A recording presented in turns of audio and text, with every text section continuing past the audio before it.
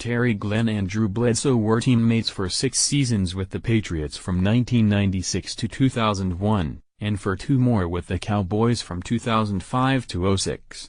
Glenn, 43, died in an automobile accident on Monday morning. Terry Glenn was the best receiver I ever threw to. Period. I would apologize to the likes of Molds, Keyshawn, Troy Brown, Peerless, T.O., etc., but there's no need. They know it too. If confirmation is needed, just ask the guys who tried to cover Terry. They'll tell you. Aaron Glenn was one of the best cover corners of his era. We played the Jets in 1999, and Bill Belichick, who ran New York's defensive at the time, assigned Aaron to cover Terry for the day. He put a safety over the top to help on nearly every play. My man still caught 7 for 113 yards. He was simply not coverable when he was healthy and on the field. Terry had the explosiveness of a speed receiver but the intelligence and craft of a possession receiver. His top end was as high as anyone, but he was a technician like Troy Brown or Wes Welker. He knew how to get himself open. Anytime I threw the ball his way there was separation, which is a quarterback's dream. Terry was also incredibly frustrating. There were injuries, missed practices and suspensions. When he was on the field we couldn't be stopped. The only thing that could stop TG was himself. I wound up pissed off at him a number of times. Until I finally took the time to understand, my buddy grew up in the worst of circumstances. When I finally took the time to try to see the world through his eyes he told me, everyone I ever loved or trusted either betrayed me or died. I decided I just wouldn't let anyone in so I wouldn't get hurt anymore. That recognition ultimately allowed him to slowly come around and learn to love and trust people. I first met Terry Glenn after the Patriots drafted him in 1996. Robert Kraft took him over the wishes of the head coach. Everyone in the organization was ultimately glad we made the pick, but no one more than me.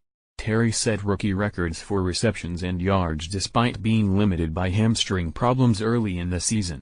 We surprised everyone that year by making a run to the Super Bowl. There is no way we would have touched that level of success without Terry's explosive playmaking ability. The off-field issues that followed are well documented, as are the injuries. Terry admitted later that he knew his lifestyle caused his injuries. Staying out all night and then sprinting all day is a bad recipe. When we got to play together again with the Cowboys in Dallas, Terry Glenn had changed. He was more accepting, more open. We got to spend some time together away from football. We'd stop off on the way home Sundays and talk. Just the two of us. We even played a few rounds of golf. He was pretty awful those early rounds, but I wasn't surprised to hear that he caught the bug and became a solid player. Solid enough to talk some mess about the money he planned to take from me next time we played. He definitely never lacked physical confidence. And he shouldn't have. We didn't talk enough over the past decade but kept in touch.